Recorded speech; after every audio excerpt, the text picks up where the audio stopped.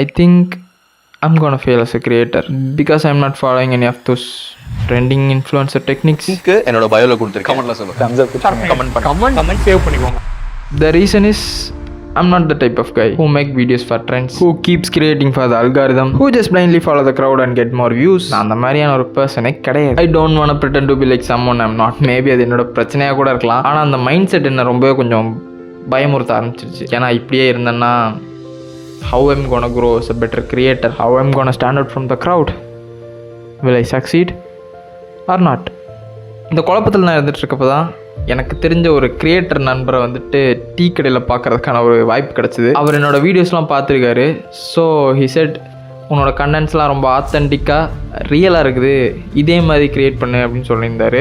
And in that moment I realised that's my algorithm. ஏன்னா இங்கே அவங்களோட ட்ரூ செல்ஃபை பிரதிபலிக்கிற கிரியேட்டர்ஸ் ரொம்பவே கம்மி.